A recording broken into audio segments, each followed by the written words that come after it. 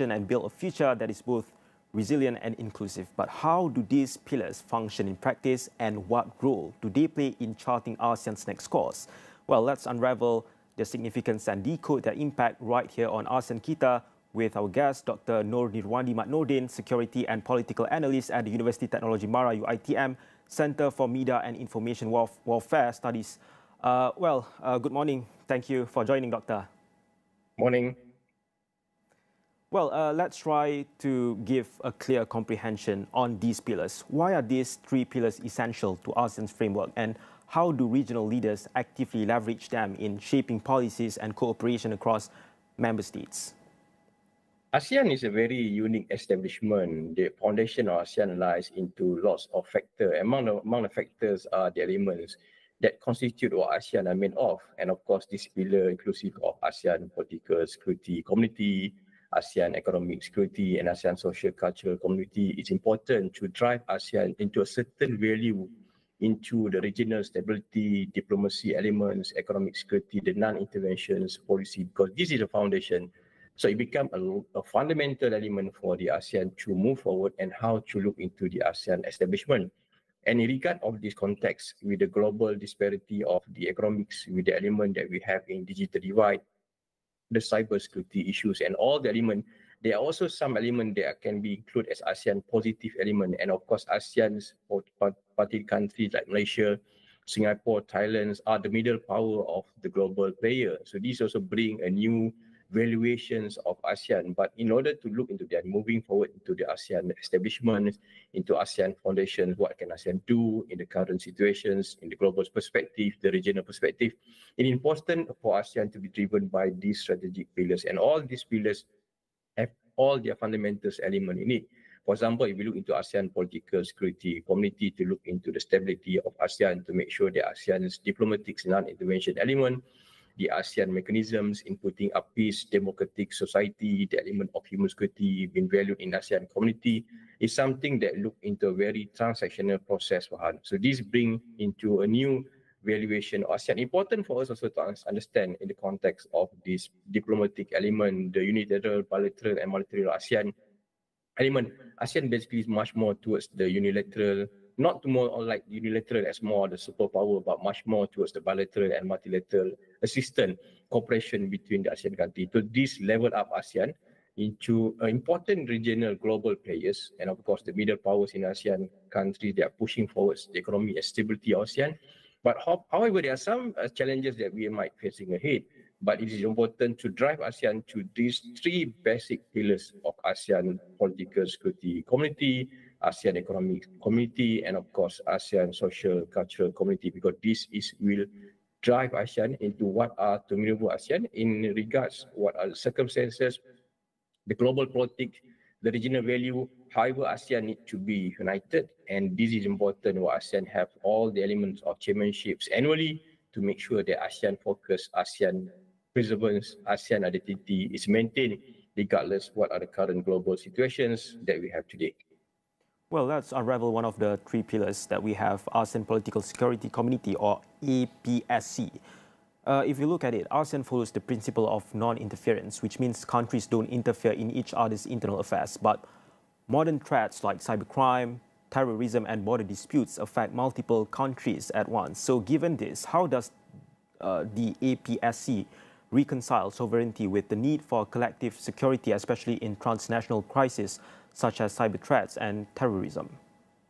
It is an interesting discussion, because when we talk about this non-intervention policy of the ASEAN, of course, it talks about the elements of conflicts, because this non-intervention policy have bring ASEAN to move forwards in looking into the element that first, of course, status in the Article 2 of United Nations, the element of sovereignty by a state nation that must not be intervened, must preserve or must held a form of sovereignty over all the issues, element of threats and any coercive decisions or process by other countries in the world. But however, these elements of non-intervention have its advantages and disadvantages. The advantages, of course, it brings the stability, the democratic peace element, it brings the regional stability in the nations, it brings into the values of ASEAN sovereignty, that all the members of ASEAN respected decisions of ASEAN members. But in regard of some certain situations, before we move into the much broader accounts such as digital divide, cyber crimes, and the transnational issues. We are talking about the issues, for example, in issues of Myanmar and Rohingya and the junta systems of administrative military system that we have in Myanmar currently. So this is something that has become, not to say it's a burden to ASEAN, but because of these non-intervention policies, ASEAN always resorted to this diplomatic mechanism, and public diplomacy is seen as the best elements to restore and to resolve any form of conflict in ASEAN. But giving into this particular process, so it also become derailed in some situations, and of course, it some extended the process of the conflict because of this ASEAN non-intervention policy. However,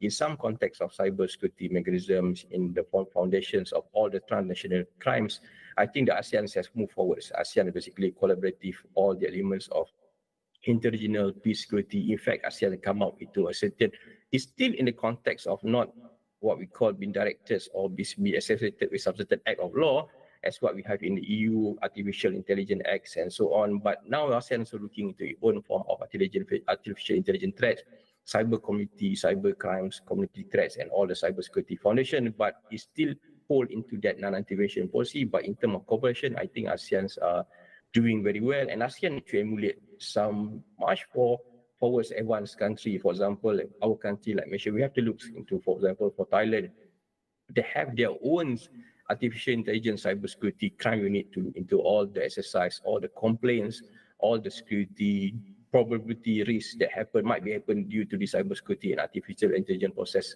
in the current and the future. So this is something that ASEAN have to emulate and have sent to brought back into some certain discussion to make it much more regionalized and to make it much more be shared of this common value, particularly looking into all the transnational crime. But again, the non-intervention policy is something unique on the ASEAN mechanisms of looking into the sovereignty of the state.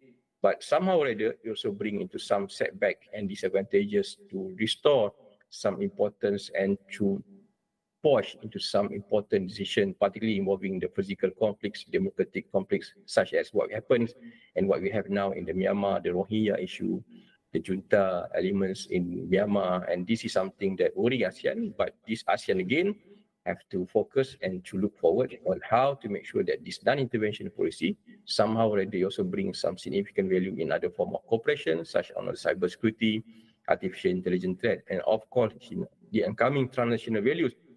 And this also look into the ASEAN particular process on how to deal with the China elements of South China Sea. And this is again bringing to some interruptions in the ASEAN, looking into on how ASEAN collaboratively can restore the sovereignty in the units of ASEAN, rather than looking to by these individualizations of the state, looking to unilateral interests of the state, but have to be in terms of multilateral sovereignty, unity of ASEAN, to forego the element of non-intervention at some point to look into much broader focus, particularly involving the image, identity ASEAN, and of course the stability of ASEAN, such as the South China Sea disputes by China, who have claims that is basically does not relevant or irrelevant against the UNCLOS Foundation. But again, this is something that ASEAN have to look to move forward, particularly in the ASEAN 2025 chairmanship by Malaysia, which include inclusivity and sustainability. And of course, Dr. ASEAN makes decisions based on consensus, meaning all 10 member states must agree before taking actions. But some might argue, while this helps maintain unity, it can also slow down responses to urgent issues like the Myanmar crisis. So to what extent has ASEAN's consensus-based decision-making hindered or facilitated timely responses to geopolitical tensions in the region? Whatever it takes for ASEAN to move forward, have to become in a form of a bloc.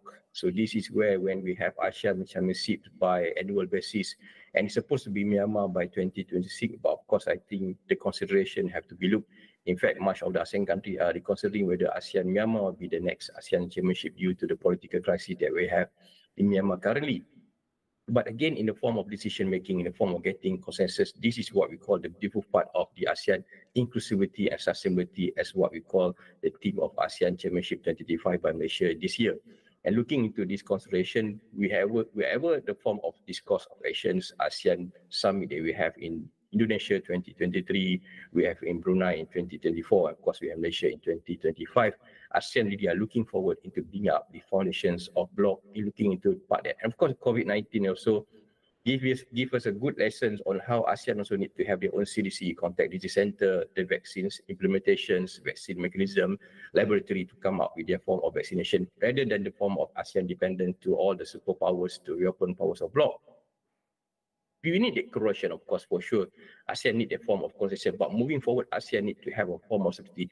Therefore, there must be a form of leadership ASEAN, and all the middle powers in the ASEAN countries such as Indonesia, Thailand, Malaysia, and Singapore have to collaboratively bring ASEAN forward, because we have some little bit of elements. The consensus is quite sharp, it's quite okay.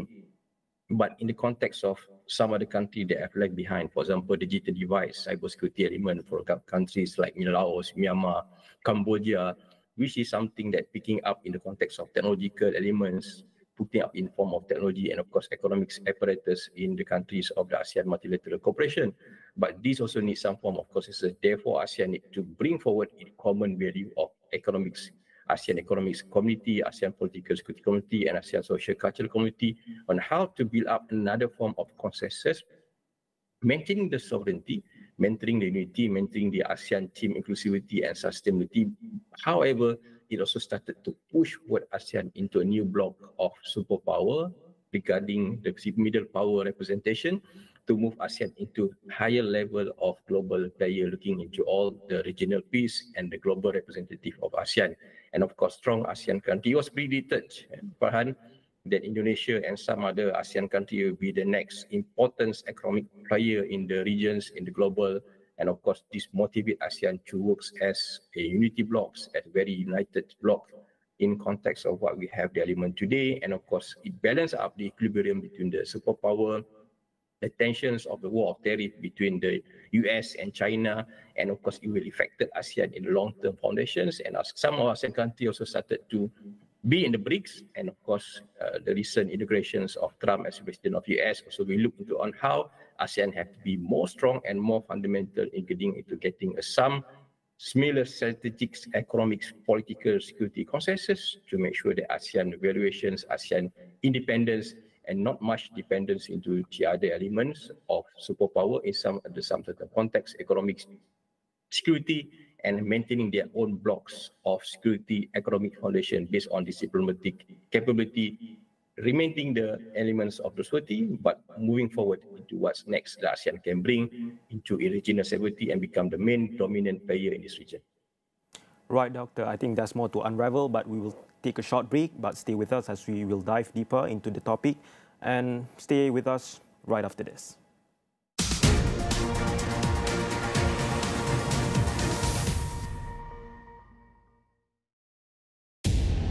Segalanya menjadi pertaruhan di pusingan akhir NFL Challenge Cup.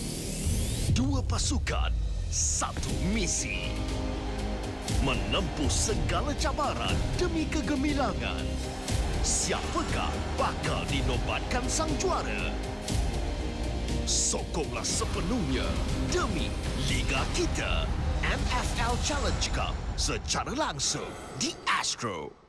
Di era digital, pemasaran bukan hanya tentang penjualan semata-mata. Penceritaan menarik jadi kekuatan dalam membina hubungan perniagaan, tingkat pengetahuan, perkasakan perniagaan anda. Saksikan segmen Jiwa SME dalam program AWANI Pagi dan Niaga AWANI setiap Isnin hingga Khamis di saluran 501. Dibawakan oleh penaja utama jelajah Jiwa SME, Unify Business, rakan digital pilihan anda.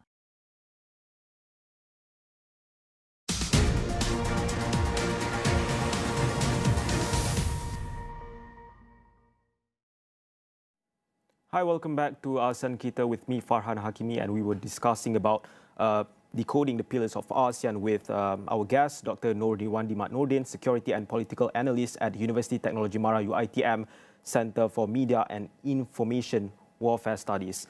Well, Doctor, let's take the European Union, EU, for instance. They have a common security policy that allows its members to take collective action.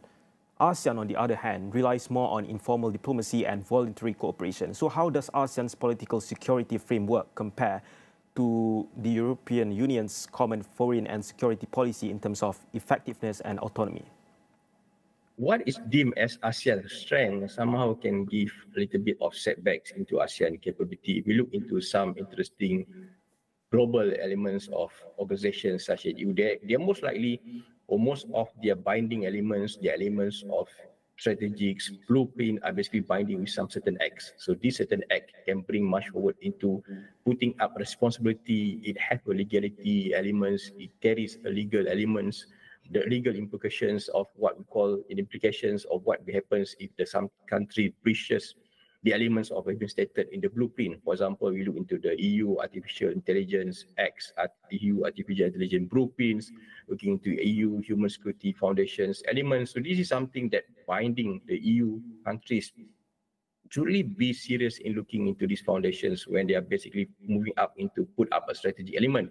And EU always becoming a little bit of dominance comparing to the ASEAN in moving forward, because they need to maintain that disparity of the North-South element that have been looking into all the elementary of the diplomatic foreign policies and foreign affairs for the past decades in the world. So this is where ASEAN need to step forward by reconsidering whether some certain elements of this interventions policy, some diplomatic, which is relevantly very good and have been proven and working so well till today, but where do ASEAN need to go next? Whether ASEAN need to deliberately looking into their legality element, implications of legal that bring some certain, what we call much more harsh and the hard and sticks element rather than looking the carrot, hard and stick, soft, hard power rather than looking into the soft power mechanism that being happening in the ASEAN today. Again, it needs some form of consensus.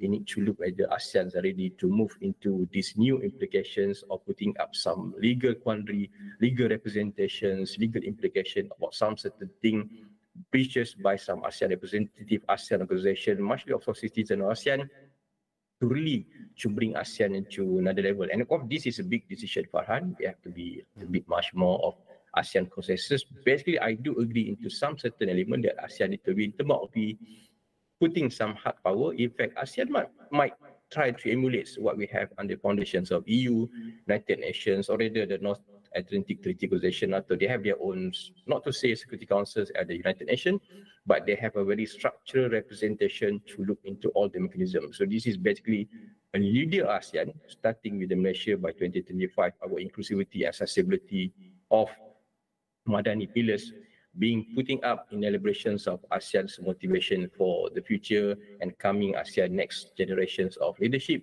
So it is a consideration for me to put in that we have this beautiful element of human security that making sure that all the elements of security in the context of ASEAN political security community to focus much more on the individual centric rather than state security. So the human security foundations we relied under the official coordination of internal affairs under the United Nations and under the resolution 66290, if not mistaken, it been gazetted in 2012 to look into the representations of this human security rather than look into the safety. So what are the list of the human security? Talk about food security, talk health security, environmental security, community security, individual security, and all the relevant security of individual centrics, particularly on the cyber security. So this is what makes the strong value of human security foundation applied by United Nations to all the countries around the world. But ASEAN need to come up with their own form of terminology, their own definitions. What are the broader specific concepts of political community security?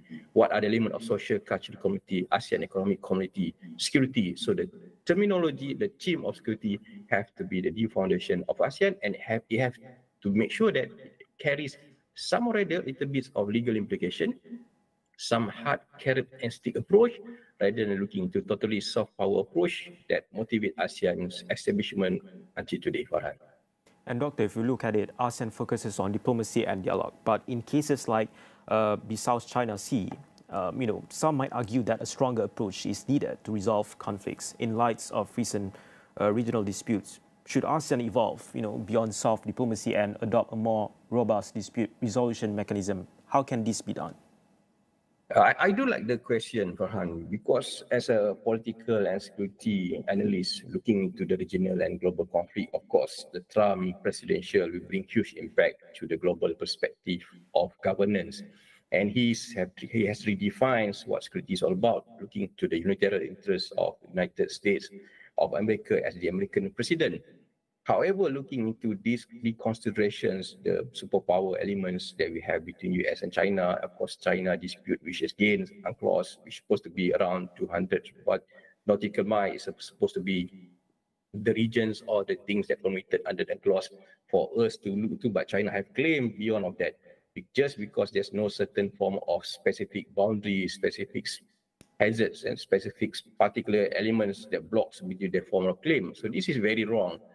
However, when ASEAN talk about its form of military security, ASEAN form of disparity of technology, ASEAN form of disparity of countering the elements using much more robust military, it is a big step in ASEAN to look into the industrial military. And the concept of North and South, the military industrial complex have been surrounding ASEAN for quite some time. In fact, they are global power. If you look into the NATO establishment by itself, you could see that there are some guaranteed element that EU countries in the EU state must have diverged or what much we call the much more advanced technological in terms of military weapons and other devices more than the other country around the world. In fact, if we look into the establishment funded by X that called the QME, which is written as qualitative military aid, giving a significant boost by the US towards Israel to make sure that Israel have advantages over any form of defense security measurements in terms of technology, military advancement of weapon against all the Middle East countries.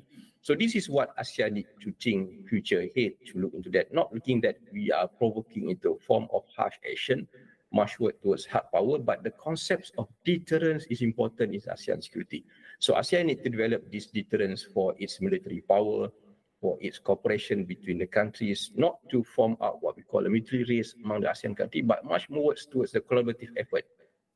Looking into what the NATO have, looking into the EU regulation that we have, looking into the economic elements, much more the bigger blocks of context of ASEAN. So this is where ASEAN need to put its foot on to make sure that they have their own economic deterrence, they have their own form of military deterrence, security deterrence, to make ASEAN as also one of the regional players, one of the sustainably block of defense that can be sustained or can defend itself by its own form of military achievements, military capability, and cooperation between the ASEAN countries. So this will become an adding value towards ASEAN. Again, this is a big decision.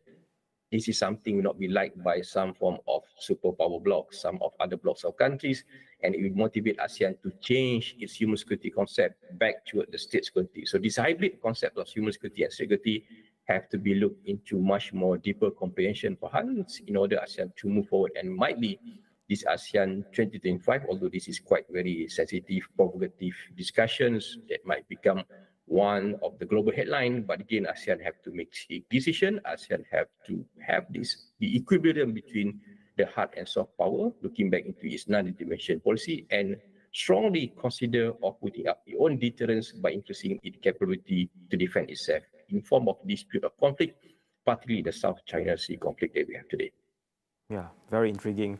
Well, if you look at many statements by the leaders in the region, ASEAN aims to create a single market where goods, services, and investments flow freely, but economic gaps between countries like Singapore and Myanmar remain a major challenge.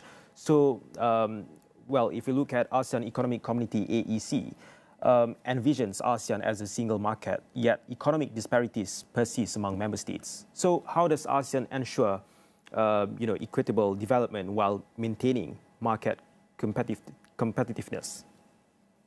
Country like China, country like US, and most of European countries, they have the edge over this because they basically can become a little bit of independence and using the unilateral approach in promoting and expanding and of course increasing the valuations in GDP in the countries by looking into its self-sustainable economic values, and of course this can evolve in lots of tariff war between them and the current tariff war between European countries, between US, Canada, and China, proven that this thing can be a form of capability by all these regional power, superpower. They have the capability of the economic powerhouse.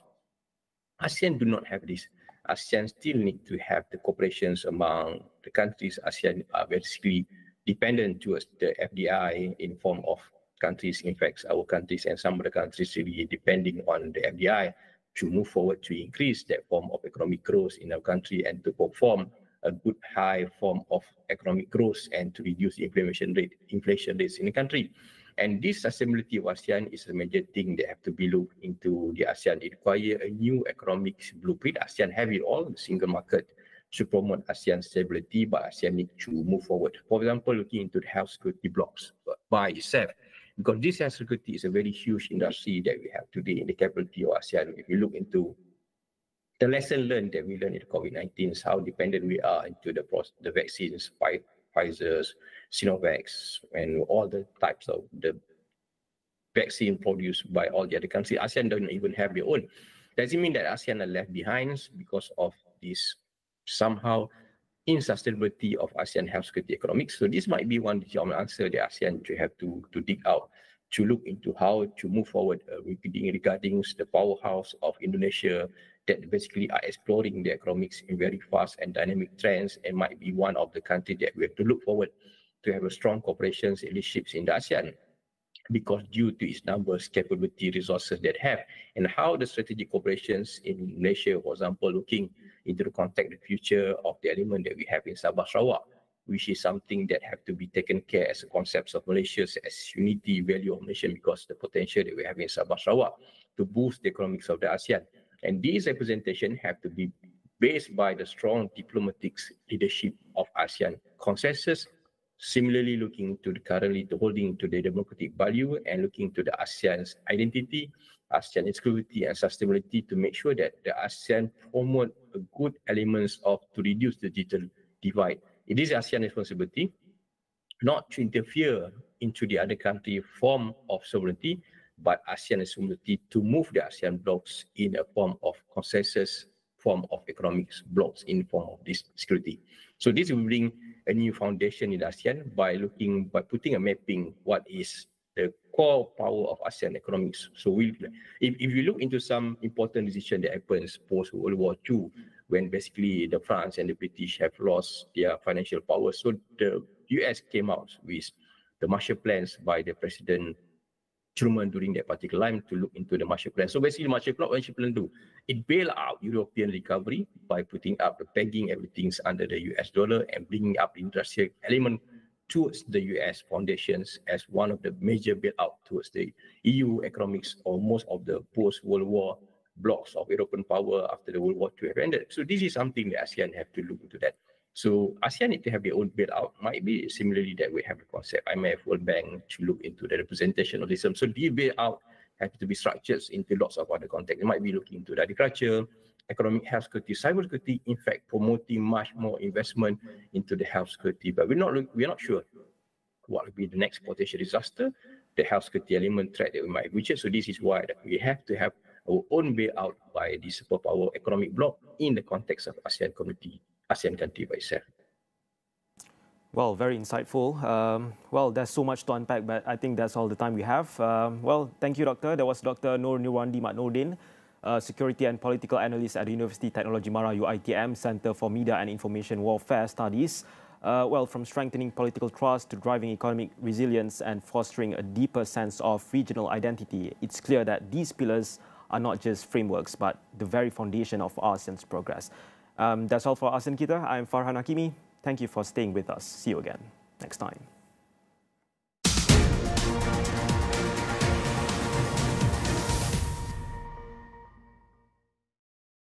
Uniform Tentera Darat Malaysia TADM bagi peserta program latihan khidmat negara tidak seharusnya menjadi